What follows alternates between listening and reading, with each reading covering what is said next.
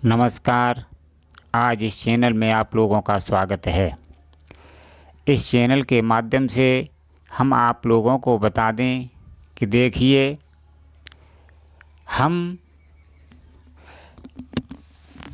आप लोगों को ये बताने के लिए जा रहे हैं कि देखिए, काम का वेग कितना प्रभावशाली होता है।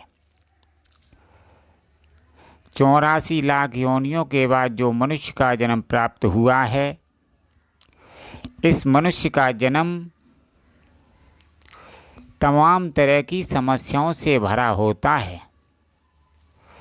क्योंकि ये मनुष्य का जन्म अच्छे संस्कारों और गलत संस्कारों के संयुक्त होने पर ही मनुष्य का जन्म प्राप्त होता है। इसलिए मनुष्य के जीवन में सुख और दुख दोनों ही आते हैं। कोई मनुष्य यदि आज के समय में सुख का जीवन जी रहा है तो निश्चित मानो कल उसके जीवन में दुख ही आएगा, ये निश्चित है। वो मनुष्य ये न सोचता रहे कि मेरे जीवन में अब सुख ही रहेगा, दुख नहीं आएगा, ऐसा नहीं है। जबकि मनुष्य का जो जीवन है, अच्छे और बुरे संस्कारों के संयोग से मनुष्य का जन्म होता है। इसलिए जो मनुष्य सुख की ज़िंदगी जी रहे हैं वो निश्चित माने कि उनके जीवन में दुख आएगा, अर्थात दुख आएगा। जो दुख का जीवन व्यतीत कर रहे हैं वो निश्चित रूप से धैर्य धारण करें, उनके जीवन में निश्चित रूप से सुख आएगा। अर्थात ये जीवन सुख दुखों का एक संयोग है। इस जीवन में सुख दुख निश्चित रूप से आने हैं। अब कोई ये समझे कि फलाने आदमी के जीवन में मृत्यु के उपरांत तक दुख ही रहा,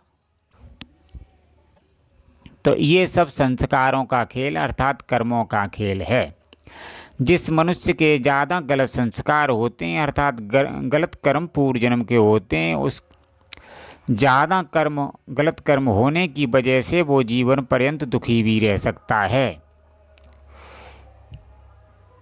तो देखिए, ये सुख दुख तो चलता रहता है, लेकिन इस संसार का मतलब है संशय से भरा हुआ संसार। तो इसमें एक सार भी है। सार कहते हैं परमात्मा को, अर्थात इस सृष्टि में परमात्मा मौजूद है। लेकिन आज देखिए, लोगों की ये मानसिकता कैसी हो गई है, जो परमात्मा नाम की शक्ति पर विश्वास ही नहीं करते हैं। लेकिन ध्यान रखना, जो लोग परमात्मा नाम की शक्ति पर विश्वास नहीं रखते हैं वो महान मूर्ख की श्रेणी में आते हैं और निश्चित मानो उनका जीवन तबाह होने के लिए तैयार हो जाता है। क्योंकि उन लोगों को ये पता नहीं होता है, जिस बुद्धि के अहम पर तुम इतना बौखला रहे हो वो बुद्धि मृत्यु के उपरांत नष्ट हो जाती है। इसलिए प्रत्येक मनुष्य को ये विचार करना चाहिए, यह शरीर के अंदर परमात्मा न हो तो इस शरीर का संचालन कैसे होता है। तो मतलब कहने का तात्पर्य ये है कि मनुष्य वेगों के अधीन है, कर्मों के अधीन है, नकारात्मक शक्तियों के अधीन है, अन्य शक्तियों के अधीन है। मतलब मनुष्य शक्तियों का गुलाम है। जब तक मनुष्य इनसे मुक्त नहीं होगा, अर्थात इनसे मनुष्य को छुटकारा नहीं मिलेगा, तब तक वो मनुष्य निश्चित रूप से अपने आनंद को प्राप्त नहीं कर सकेगा। आज मनुष्य के पास यदि रुपये बढ़ जाता है तो मनुष्य जानता है मैं ही सब कुछ हूँ, लेकिन उसे ये नहीं पता कल एक भयंकर संकट आने पर वो ही मनुष्य बुरी तरह से रोता है। तो इससे ये सिद्ध होता है कि ये संसार में जो मनुष्य अज्ञान के पर्दा में पड़ा हुआ है। देखिए, जब तक मनुष्य अध्यात्म के क्षेत्र से नहीं जुड़ेगा, साधना के क्षेत्र में नहीं उतरेगा, तब तक निश्चित मानो उस मनुष्य की बुद्धि अज्ञानता के पर्दे में ढकी रहेगी। चाहे वो कितना ही अध्ययन क्यों न कर ले, चाहे समस्त वेद शास्त्र पुराणों का अध्ययन कर ले, चाहे संसार के समस्त ग्रंथों का अध्ययन कर ले, लेकिन वो उसकी बुद्धि निश्चित रूप से माया के पर्दे से ढकी रहेगी। मतलब कहने का तात्पर्य है वह मनुष्य अज्ञानता का ही जीवन जिएगा। अब बात कहने की ये है कि देखिए 84 लाख योनियों के बाद जो मनुष्य का जन्म प्राप्त हुआ है, इसका मतलब एकमात्र उद्देश्य है परमात्मा को प्राप्त करना और खुद को पहचानना। आज मनुष्य धन की होड़ में लगा हुआ है, लेकिन उस मनुष्य को ये पता नहीं होता है कि काल के एक थपेड़े में सारा धन मिट्टी में मिल जाता है। इसलिए समझदार मनुष्य वही है जो अपने उद्धार का मार्ग ढूंढ लेता है और उस पर चलता है। इसलिए मैं आप लोगों से ये साफ साफ कहना चाहते हैं कि आज के समय में यदि आप अपनी बुद्धि, मन, सब कुछ धन को कमाने में समय बर्बाद कर रहे हैं तो आप निश्चित रूप से पछताएंगे। क्योंकि देखिए ये मनुष्य का जन्म धन कमाने के लिए नहीं मिला है। हालांकि परमात्मा ये नहीं कहते हैं कि तुम धन न कमाओ, धन तो कमाओ, लेकिन इतना धन न कमाओ कि धन ही में अपना जीवन खो दो। देखिए 84 लाख योनियों में जो ये तुम्हें अवसर मिला है, इसका सिर्फ एकमात्र उद्देश्य है परमात्मा को प्राप्त करना। जो मनुष्य इस अवसर को खो देते हैं तो ध्यान रखना वो कल्पों कल्पों तक मनुष्य जन्म प्राप्त नहीं कर पाते हैं, नीच योनियों में ही विचरण करते हैं। यदि मैं आप लोगों को ये बात हकीकत बताना चाहता हूँ कि वास्तव में आपने किसी सच्चे गुरु से दीक्षा प्राप्त नहीं की और थोड़ी भक्ति भी नहीं की, तो निश्चित मानो ये मनुष्य का जन्म आपको प्राप्त नहीं होगा। ये हमारे संत भगवानों ने स्पष्ट रूप से कह दिया है।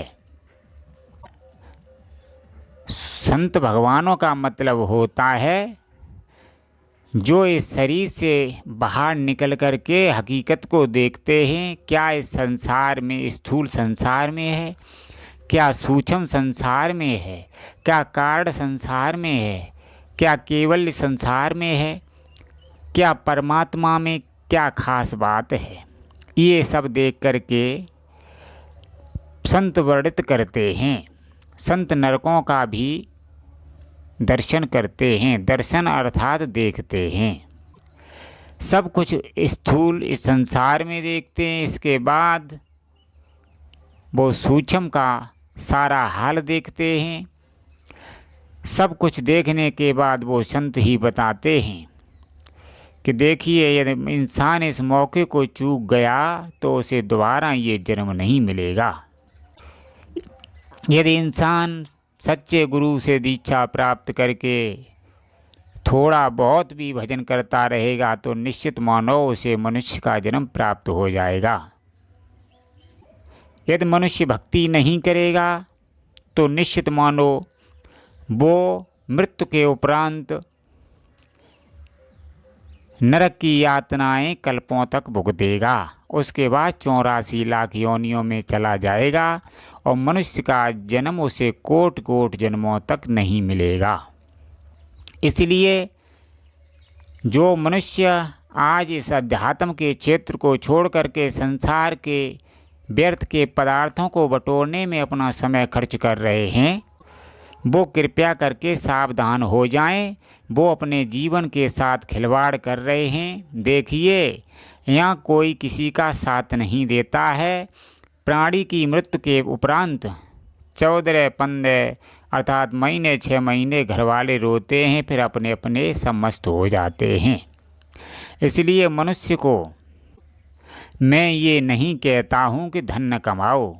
अपने कर्तव्य का पालन करने के लिए धन भी कमाओ, लेकिन अपने उद्देश्य को देखो। यदि अपने उद्देश्य की तरफ ध्यान नहीं दिया तो निश्चित मानो आप निश्चित रूप से पछताएंगे, इसमें कोई संशय की बात नहीं है।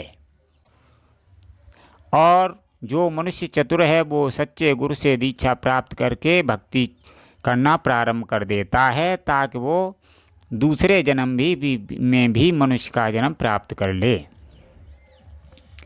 अब ध्यान रखना, जो मनुष्य अध्यात्म से नहीं जुड़ेगा वो कितना भी मान सम्माननीय व्यक्ति हो, निश्चित रूप से उसका पतन हो जाएगा, क्योंकि वो बहुत सी चीज़ों के अधीन होता है।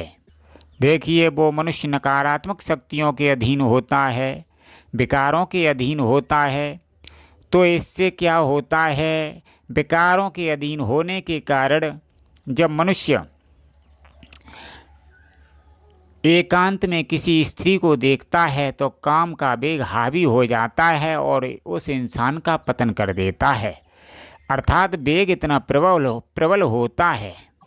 जिस प्रकार एक तूफान उठता है, उस समय तूफान में जैसे हल्का बच्चा उड़ा चला जाता है, वैसे ही मनुष्य उन वेगों के प्रभाव में आ जाता है और कुछ से कुछ कर बैठता है। सारा इज्जत मान सम्मान मिट्टी में मिल जाता है।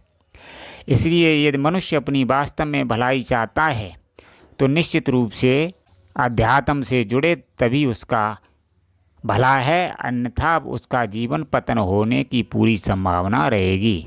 धन्यवाद मित्रों।